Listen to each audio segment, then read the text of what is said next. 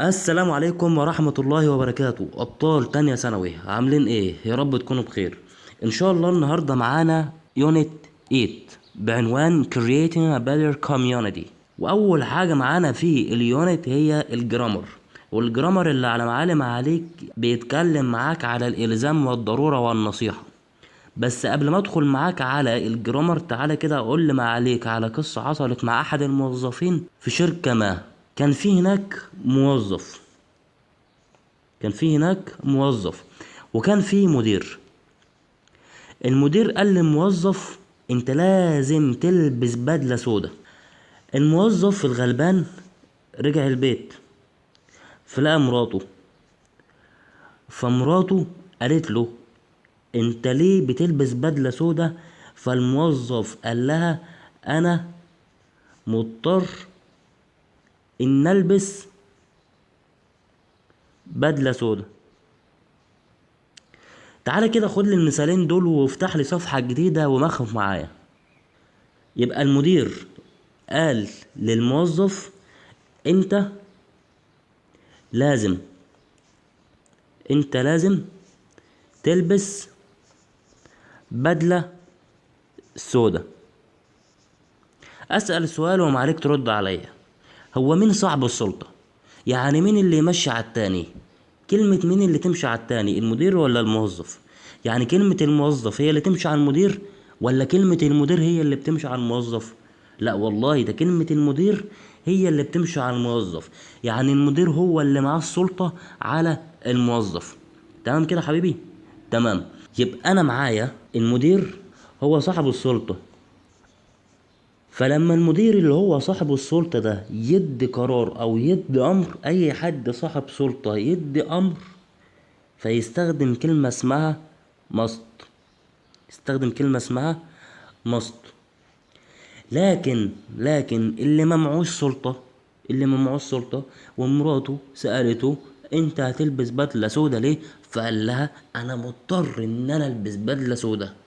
مضطر ليه؟ علشان في حد امره. مين اللي امره؟ صاحب السلطة اللي هو مين؟ اللي هو المدير. الموظف هيقول انا مضطر، وانا مضطر يعني I have to. انا مضطر have to، واختها has to.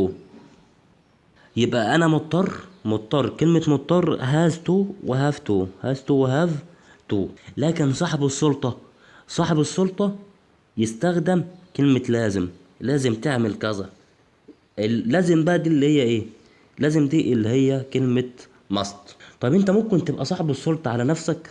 اه والله عادي، انا ممكن اكون صاحب السلطة على نفسي عادي. يعني ايه صاحب السلطة على نفسي؟ يعني انا اللي امر نفسي. ازاي؟ انا لازم اكلم ماما. هل حد اجبرني؟ لا، انا قلت انا لازم اكلم ماما. يبقى انا اللي الزمت نفسي. تمام. طيب الدولة لما تيجي تتكلم مع المواطنين بتوعهم هتتكلم تقول ايه؟ لازم تتبعوا القوانين. يبقى هتستخدم برضو ماست. لما تكونوا مثلا داخلين مكان معين زي كافيه، فتلاقي الكافيه مكتوب عليه شوية ارشادات لازم تعملوا كذا، برضو هيستخدموا ماست. طب انت ممكن تستخدم ماست مع واحد صاحبك.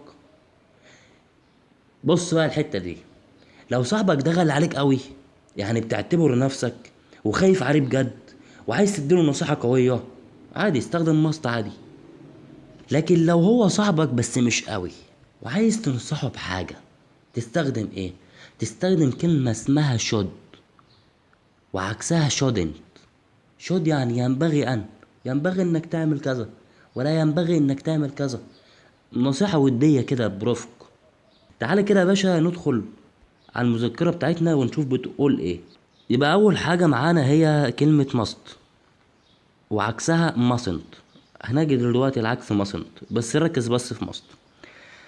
ازاي اصلا بكون الجملة بتاعت must؟ بحط الفاعل، بعد كده must، بعد كده المصدر.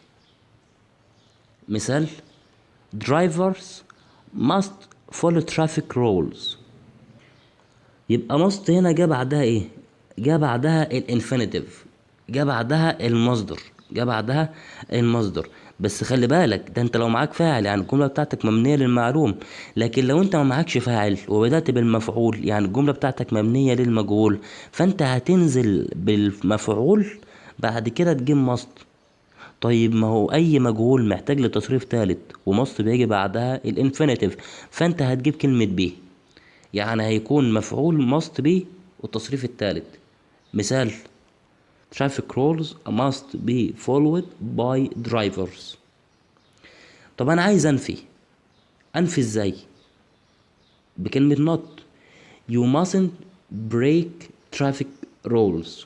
you mustn't break traffic rules. وانا عندي في النفي هنا في تركاية برضو، في نفي mustn't ونفي don't و doesn't have to. لما نجيلها كده هنظبطهم هما الاتنين. بس نكمل. انا عايز اسأل بكلمة must، عايز اسأل هل ينبغي ان، يعني كلمة هل اعمل ايه؟ هجيب must دي قبل الفاعل، يعني هقول must فاعل infinitive. must we wear a uniform at school. بنستخدم must امتى؟ زي ما قلت لك قوانين عامة، اللي هي زي ايه؟ نص القانون، انت لازم تعمل كذا، لازم تتبع كذا، اللي هي الحاجات اللي الدولة فرضها عليك. دعوة قوية، انت بتطلب من حد صاحبك ان هو انت لازم تاجي تشرب معايا الشاي، انت لازم تاكل معايا. دعوة قوية جدا، فانت بتقول له انت لازم، والله لا تاكل معايا، لازم تاكل معايا. نصيحة قوية: يا عم ذاكر، ابوس ايدك ذاكر واهتم وانجح وتفوق وارفع راس اهلك وارفع من قيمتك. الزام داخلي اللي هو الاي والوي. مثال: drivers must follow traffic rules. ده قانون عام اهو. طيب I must buy present for my birthday. ده الزام داخلي، محدش امرني بس انا بقول انا لازم اشتري هدية لعيد ميلادي.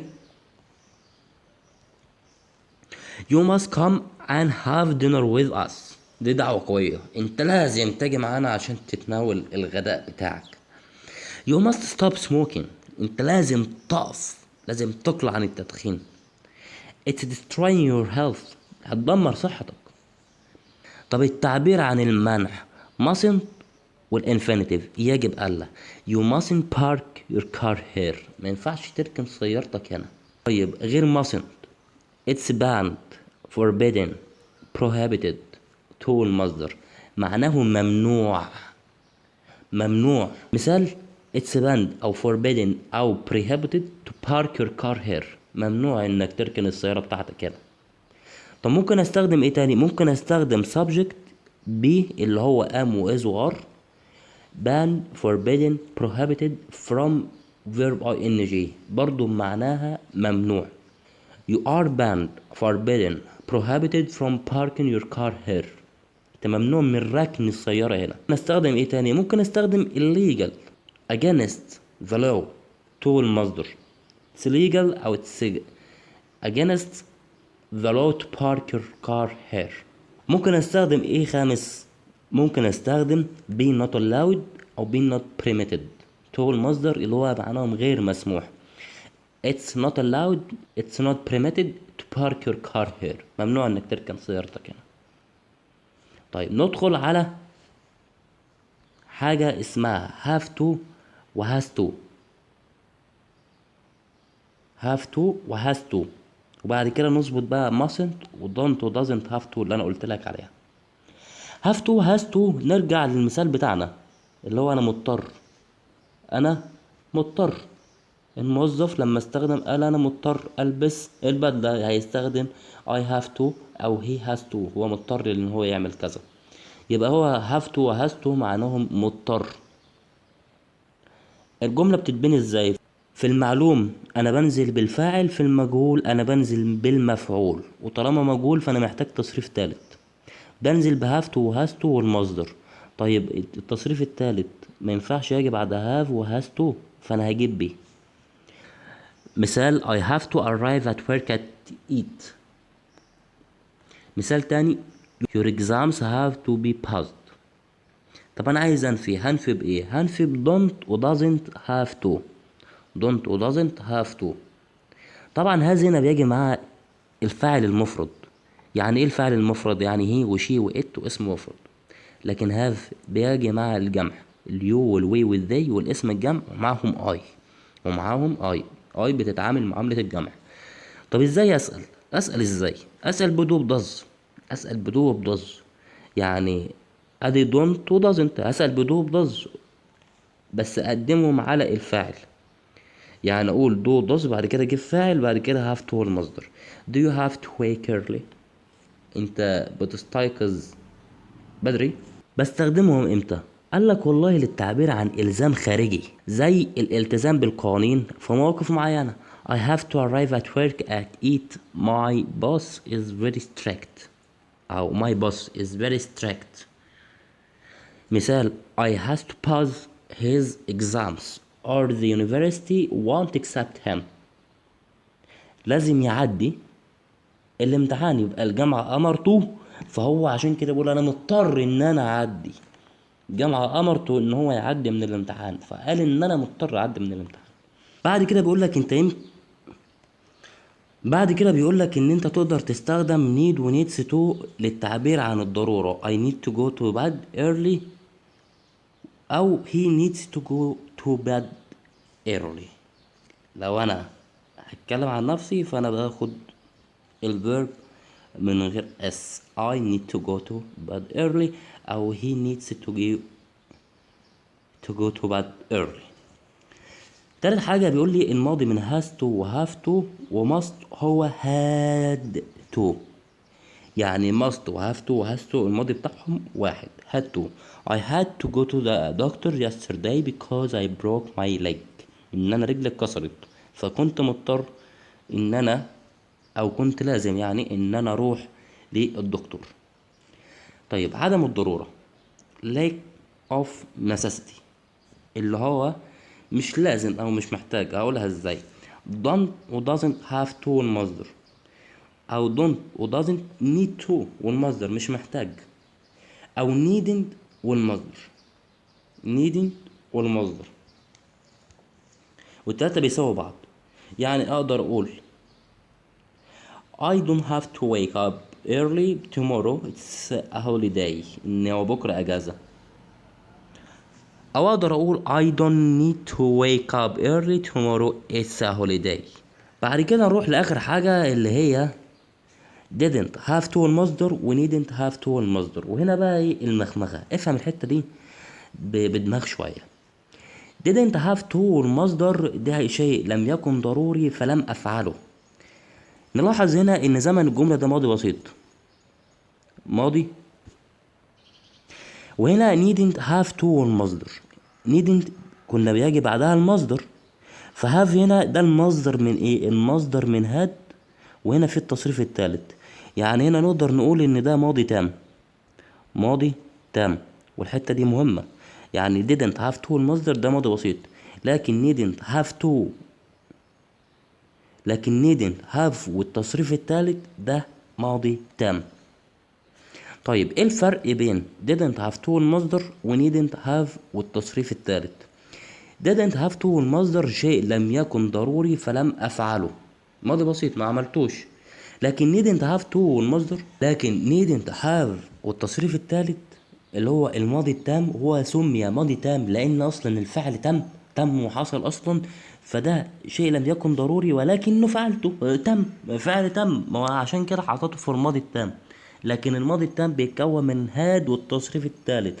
لما جيت انزل هاد بعد نيدنت قالت لي سوري انا باجي بعديها المصدر، قلت لها واي نوت حطي هاف والتصريف الثالث. مثالين، واحد بيقول لي I didn't have to buy bread because we have much. انا ما كنتش مضطر ان انا اشتري عيش لان العيش عندنا كتير. يعني ده شيء لم يكن ضروري بس انا عملته ان انا اشتريت العيش.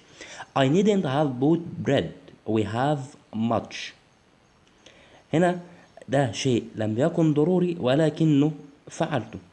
بيقولك بقى خلي بالك must كفعل ما يجيش بعدها تو، ولكن يمكن ان تأتي must كاسم بمعنى ضرورة او فرض. يعني ضرورة انك تعمل كذا او فرض انك تعمل كذا، وده بيجي قبلها ايه؟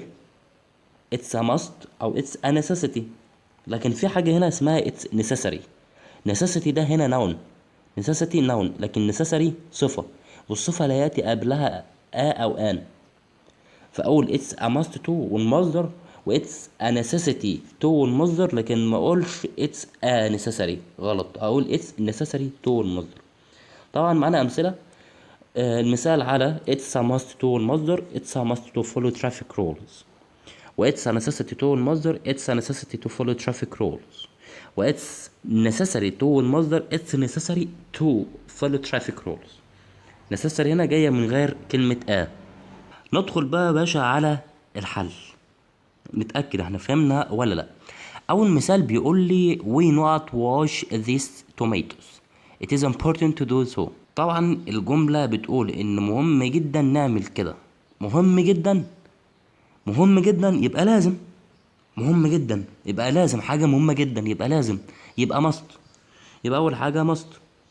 تاني حاجة if you come to Britain you not visit us would love to see you، يبقى دي دعوة حارة، لو انت جيت بريطانيا لازم تزورنا عشان احنا بنحب ان احنا نشوفك، لازم يبقى must. I wasted much money on that food نقط، بتقول ضيعت فلوسي يعني اشتريته فعلا وما كانش له لازمة، يبقى I needn't have bought it، I needn't have bought it لانك انت اشتريته. I